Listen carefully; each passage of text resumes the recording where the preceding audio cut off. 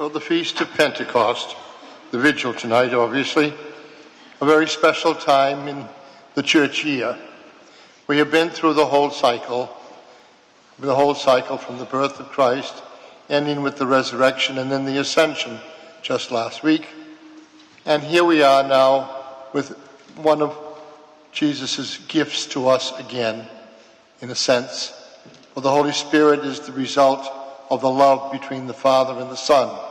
And the Holy Spirit, obviously, is God.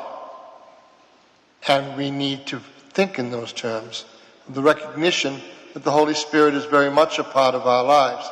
It's a difficult thing to grasp a hold of. Even the very word itself, spirit, comes from breath. And you might recall that in several instances in the scriptures, Jesus breathed on the disciples and said, "Receive the Holy Spirit."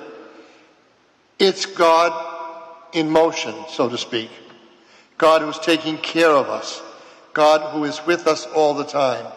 And he's given us his wonderful gifts, the gifts of the Holy Spirit. In case you've forgotten them, as I have, they're up there.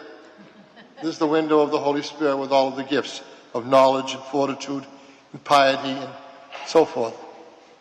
The window of God the Father is over there of creation, and the window of Jesus is over the front door. I know, I planned it that way. So you get a chance to have the whole Trinity all around you, and with the crucifix principle in the center of the sanctuary. Anyway, we recognize the gifts of the Holy Spirit. We recognize that we are changed because we are filled with the Holy Spirit. And we're given the courage to go forth and to live our lives more fully. And with that gift of the Spirit comes the responsibility that we receive from the gifts. And the responsibility is always the same, that the gift of the Holy Spirit, which is a gift of love, must also be who we are. We must be the gift of love to those around us, recognize it fully and completely. And that brings some certain responsibilities in life. That we live as people who have been consecrated in the sacraments, given the life of God to live and to do the best that we can with it, with our own talents as well. It means also that we can be better. We can do things that perhaps we haven't done as well without thinking of the Holy Spirit. That with the guidance of the Holy Spirit, we can be better.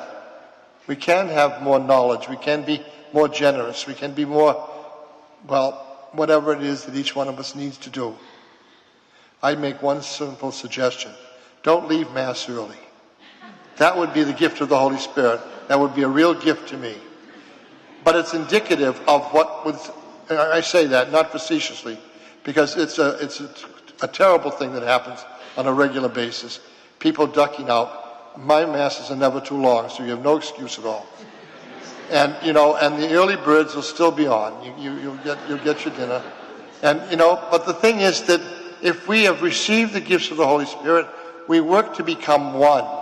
And we're worshiping at the table of the Lord, and there is a certain pattern to it that's very, very clear. It has a whole series of things, and it ends with a blessing. And to turn your back on the blessing from God through his priesthood is not a very nice thing. But for all the rest of us, and I hope you will all stay for Mass today, at least today, I know that's a kind of a silly thing, because life is filled with far more complications than that. A lot of difficulties that we have, and the need for us to respond to those difficulties in prayer and love, and by our consistency of faith,